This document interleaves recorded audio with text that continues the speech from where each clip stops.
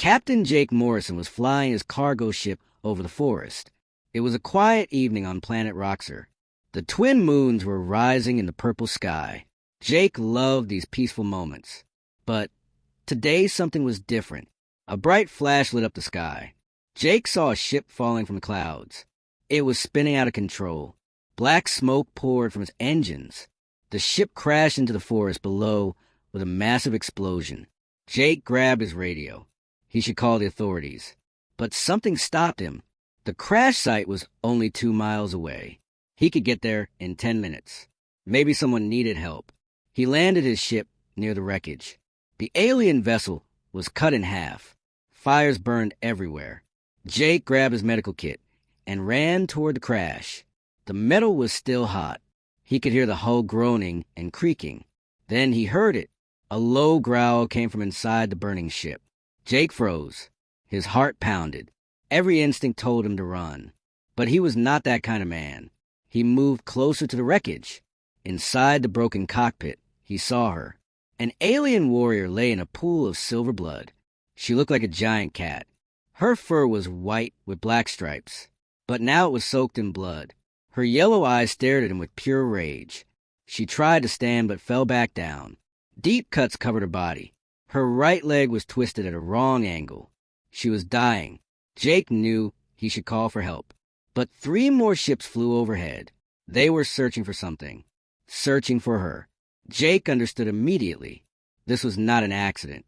Someone had shot her down, and they wanted to finish the job. The warrior woman growled at him. Her claws extended. Even dying, she was ready to fight. Jake made his choice. He dropped his medical kit and moved toward her. The alien tried to slash at him, but she was too weak. Jake grabbed her arms gently. He looked into her burning yellow eyes. She stared back at him. Confusion replaced the anger. Why was this human helping her? Why was he not afraid? Jake began dragging her toward his ship. The enemy ships were coming back. He had maybe 3 minutes. The warrior's hand suddenly grabbed his wrist. Her claws dug into his skin. Blood dripped down his arm. She pulled him close. Her voice was weak but clear. Why? Jake pulled the alien warrior into his ship. Her silver blood dripped on the metal floor. He slammed the door shut and started the engines. The enemy ships flew right over them. Their scanners swept the area. Jake held his breath. His old cargo ship had weak shields. If they detected him, it was over. The ships moved away. Jake released his breath. He was safer now. He looked back at the wounded warrior. She was unconscious on the floor. Her breathing was shallow and fast. Jake had no idea how to treat an alien, but he had to try. He flew his ship to a small cabin in the northern mountains. Nobody lived there. Nobody would find them. He carried the warrior inside and laid her on his bed. She was heavy, much heavier than a human woman. Jake opened his medical kit. He had bandages and medicine for humans. Would they work on her? He did not know. But doing nothing meant she would die tonight. He started cleaning her wounds. There were so many cuts. Some were deep, very deep. The warrior's body was hot with fever. Her fur was soaked with sweat and blood. When Jake touched a deep wound on her side, she woke up. Her eyes shot open. She hissed and tried to bite him. Jake jumped back. Her teeth were sharp like knives. Easy. I am trying to help you. The warrior did not understand his words, but she saw the bandages in his hands. She saw the medicine. Slowly she stopped fighting. Her yellow eyes watched him carefully. She did not trust him, but she was too weak to resist. Jake worked through the night. He cleaned every wound. He wrapped her injuries in clean bandages. He gave her water mixed with medicine. The warrior drank it slowly. Her eyes never left his face. By morning the fever was breaking. The bleeding had stopped. Jake collapsed in a chair. He had not slept. His hands shook from exhaustion. The warrior was still watching him. She tried to speak, but no words came out, only a soft growl. Jake smiled at her. You are going to be okay. The warrior's eyes showed something new. Not anger, not fear, something else. Something that looked almost like gratitude. Then her hand moved slowly toward him. Her sharp claws were still extended. Jake did not move. He trusted her. Her clawed finger touched his hand gently. It was her way of saying thank you. 3 days passed. The warrior was getting stronger. She could sit up now. She could eat the food Jake brought her. But she still did not speak. She only watched him with those intense yellow eyes. Jake learned to read her expressions. When her ears went flat, she was angry. When her tail moved slowly, she was thinking. When she showed her teeth, it did not always mean danger. Sometimes it was a smile. On the 4th morning, Jake woke up to a strange sound. He opened his eyes. The warrior was standing over his bed. Her claws were out. Her eyes glowed in the dark room. Jake's heart jumped. "Kara, what are you doing?" He had started calling her Kara. He did not know her real name. She had not told him yet. Kara did not answer. She was staring at the window. Jake heard it then, a soft buzzing sound outside. Something was flying near his cabin.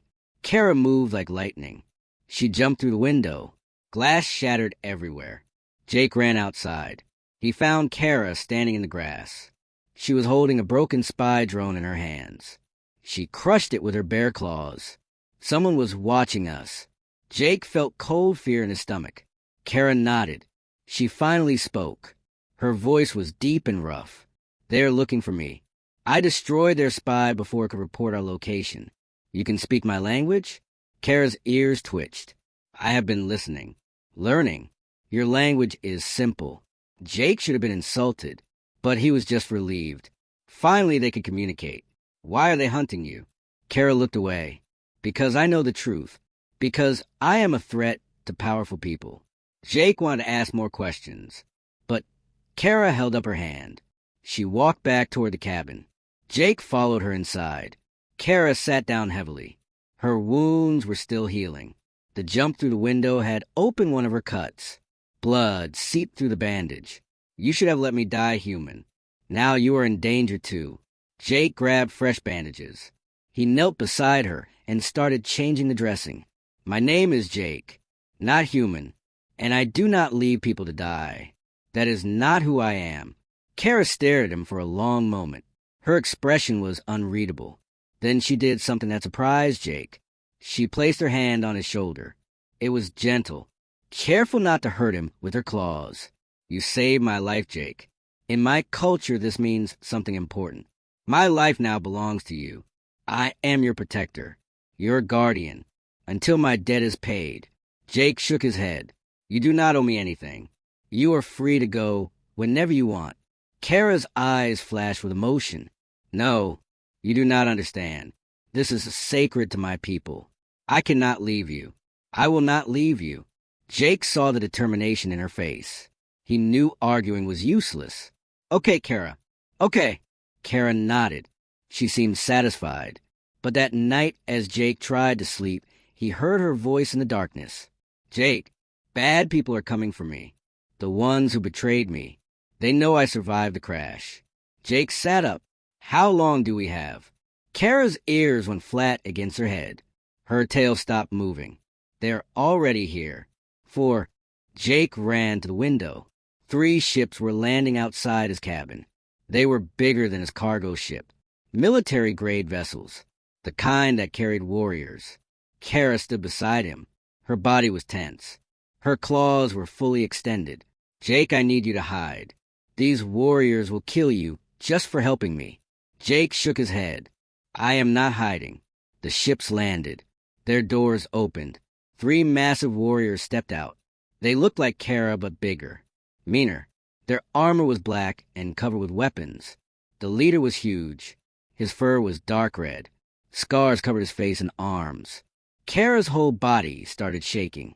Not from fear, from rage. "That is Drax, my former commander, the one who tried to kill me." Drax walked toward the cabin. His voice boomed across the clearing. "Kara, I know you are in there. Come out and face your judgment." Kara moved toward the door, but Jake grabbed her arm. "Wait, you are still wounded. You cannot fight 3 warriors alone." Kara looked at him. Her yellow eyes were filled with fire. "I have no choice, Jake. If I do not face them, they will burn this cabin down. They will kill you. Then we face them together." Kara started to argue, but Jake was already opening the door. He stepped outside. Kara followed right behind him. Drax saw them and laughed. A human? You are hiding behind a weak human now, Kara? How far you have fallen? Jake felt anger rising in his chest. He stepped forward. She is not hiding, and I am not weak. Drax's smile grew wider. The human speaks. How amusing. He looked at his two warriors. Kill the human first. Make Kara watch. The two warriors moved forward. Their weapons hummed with energy. Kara jumped in front of Jake. Her claws gleamed in the sunlight. You want him? You go through me first. Drax laughed again. So, be it, traitor. The warriors charged. Kara met them head on. The sound of clashing claws filled the air. Jake ran back toward his ship. He was not a fighter like Kara, but he was a pilot, and pilots had other ways to fight. He reached his ship and activated the weapon systems. The cargo ship had 2 small cannons. Not much, but enough. Jake aimed at the enemy warriors. He fired. Blue energy bolts screamed through the air. One warrior had to dive away. It gave Kara an opening. She slashed across his chest. The warrior fell, but Drax was ready. He pulled out a massive weapon. He aimed it at Jake's ship. No, Kara screamed. Drax fired. The blast hit Jake's ship. The whole vessel exploded in flames. Jake was thrown backward. He hit the ground hard. His ears were ringing. He could taste blood. Through blurry vision, he saw Kara fighting like a demon. She was taking on all 3 warriors at once. But she was still wounded, still weak. She could not win. Drax knocked her down. He stood over her with his weapon pointed at her head. Any last words, traitor? Kara looked past Drax. She looked at Jake lying in the dirt. Run, Jake. Please run. But Jake was already getting up. Blood ran down his face. His ship was destroyed. He had no weapons, but he was not running. He grabbed a piece of burning metal from his ship. He charged at Drax. Drax turned in surprise. This stupid human was attacking him? Jake swung the burning metal. It hit Drax across the face. The big warrior roared in pain and anger. It gave Kara the second she needed.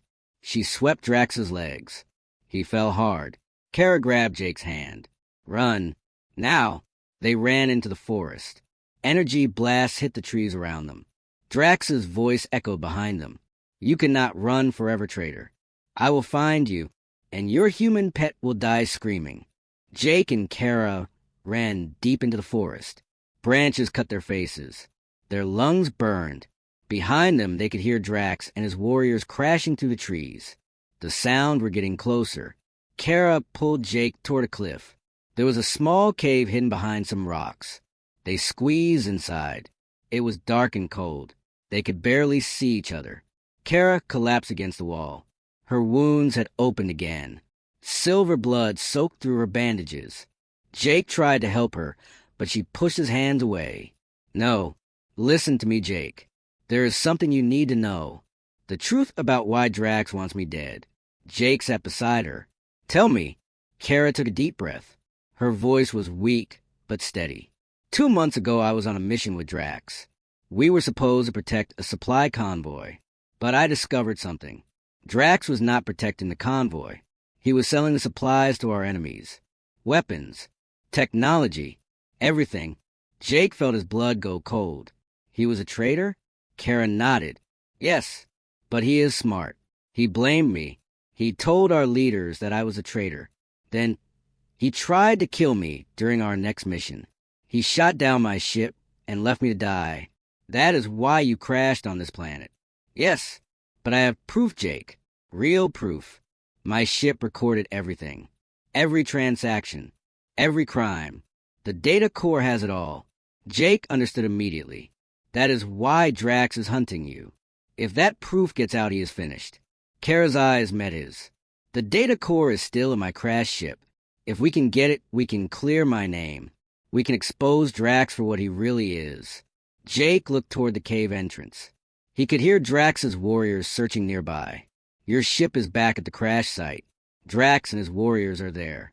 Going back is suicide. I know. Kara's voice was sad. That is why you need to leave, Jake. Run while you still can. This is my fight, not yours. Jake turned to face her. His expression was hard. You keep saying that. But you are wrong. You became my responsibility when I saved you. Remember? That is what you told me. Kara's ears twitched. That is different. No, it is not. Jake grabbed her hand. We started this together. We finish it together. We're going back for that data core. But Kara shook her head. There are too many of them, Jake. We will die. Maybe. But we might also win. I am a pilot, remember? I know things about tactics. About surprise attacks. We hit them at dawn when they least expect it. Kara stared at him. Jake could see something changing in her eyes. Not just gratitude anymore. Something deeper. Something that made his heart beat faster. She moved closer to him. Her voice became soft. Almost a whisper. Jake, if we die tomorrow, I want you to know something. You showed me what honor truly means. You risked everything for a stranger. No one has ever done that for me before. Jake felt warmth spreading through his chest. We are not dying tomorrow, Kara. Trust me. Kara smiled. It was the first real smile he had seen from her. She leaned her head against his shoulder. I do trust you. That is the problem. Outside the cave, night was falling. Drax and his warriors were still searching. But inside the cave, something important was happening. Two beings from different worlds were becoming something more than allies. They were becoming partners. Maybe even friends. Kara closed her eyes. Her hand stayed in Jake's hand. Tomorrow we fight. Tonight we rest. Jake nodded. He could feel her warmth beside him, her steady breathing, her trust. Tomorrow they would face impossible odds. Tomorrow they might die. But tonight they had each other. And somehow that made everything else seem less frightening. Dawn came too quickly. Jake and Kara stood at the edge of the forest. Below them was the crash site. 20 warriors were camped around the wreckage. Drax stood in the center, giving orders. The stolen data core was inside that crashed ship. Jake looked at Kara. She had torn strips from her clothes and made new bandages. Her yellow eyes burned with determination. Despite her wounds, she looked ready for war. Ready? Jake whispered. Kara showed her teeth in a fierce smile. Always. Jake had a plan. It was risky, probably stupid, but it was their only chance. He had found an old emergency flare gun in the cave. 6 shots. That was all he had. He fired the first flare into the sky. It exploded in bright red light. All the warriors looked up. Kara used that moment to attack. She came down the hill like a hurricane. Her claws flashed in the morning sun. 2 warriors went down before they knew what hit them. Jake fired more flares. Not at the warriors. At their ships. The flares hit fuel tanks. Explosions rocked the camp. Warriors scattered in confusion. Kara fought her way toward the crashed ship. She moved like a dancer. Fast. Deadly. Beautiful. Jake had never seen anything like it. She was a true warrior. But Drax was waiting. He stepped out from behind the wreckage. He had a massive blade in each hand. Hello, Kara. I knew you would come back. Kara stopped. Her whole body tensed. Drax. This ends today. Yes, it does. Drax charged at her. The 2 warriors collided. Metal rang against claws. They moved so fast Jake could barely follow. Drax was bigger and stronger. But Kara was faster. She dodged his heavy strikes and hit him with quick cuts. But she was still wounded. Still weak. Drax landed a solid hit. His blade cut deep into Kara's shoulder. She cried out and fell to one knee. Drax raised his blade for the killing blow. No. Jake ran forward. He had no weapons left. No plan. He just knew he could not let Kara die. He crashed into Drax. The big warrior was caught off guard. They both fell. Drax's blade went flying.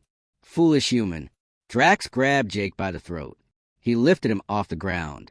Jake could not breathe. Black spots filled his vision. Then Kara was there. She drove her claws deep into Drax's side. The warrior roared and dropped Jake. Kara did not stop. She hit Drax again and again. All her rage. All her pain. Everything she had suffered. She poured it all into her strikes. Drax fell to his knees. Blood poured from his wounds. He looked up at Kara with hatred in his eyes. You have 1-0, traitor. No one will believe you. My lies are already spread across the galaxy. Kara smiled. She reached into the crashed ship and pulled out the data core. It was still intact, still recording. Let them hear the truth themselves. She activated the data core. It connected to the communication systems. Every word, every crime, every betrayal, it all broadcast across the galaxy. To every Vakari ship, to the High Council, to everyone. Drax's face went pale. He realized what had happened. His lies were exposed. His crimes revealed. The remaining warriors dropped their weapons. They had heard the broadcast too. They knew the truth now. Within minutes, new ships arrived. Official Vakari Council ships. They landed and warriors in white armor stepped out. The council had heard everything. The lead council member walked up to Kara. Warrior Kara, your name is cleared. Your honor is restored. Drax will face justice for his crimes. They took Drax away in chains. He did not fight. He knew it was over. The council member looked at Kara. You can return home now. Your rank will be restored. You will have everything you lost. Kara was quiet for a moment. She looked at the council member. Then she looked at Jake. He was sitting on the ground, exhausted, bleeding, but alive. Kara made her choice. I am staying with Jake. The council member's eyes went wide. You would give up everything for a human? Kara walked over to Jake. She helped him stand. Her hand stayed in his. He gave up everything for me first. When I was a stranger, when I was his enemy, he showed me what true honor means. My place is by his side. Jake felt his heart racing. Kara, you do not have to do this. She placed her hand gently on his face. I know. I want to. The council member nodded slowly. Then you have our blessing, warrior.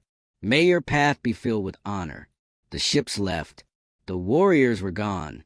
Jake and Kara stood alone in the clearing. The morning sun was rising. A new day was beginning. Jake looked at Kara. So what now? Kara grinned. Her tail wrapped around his arm. Now we find our next adventure. Together. Jake laughed despite his pain. I saved a warrior and gained a partner for life. Kara's eyes sparkled. Forever, Jake. I will protect you forever. They walked away from the crash site. Two beings from different worlds, united by trust, by honor, by something deeper than either of them expected. Their story was just beginning.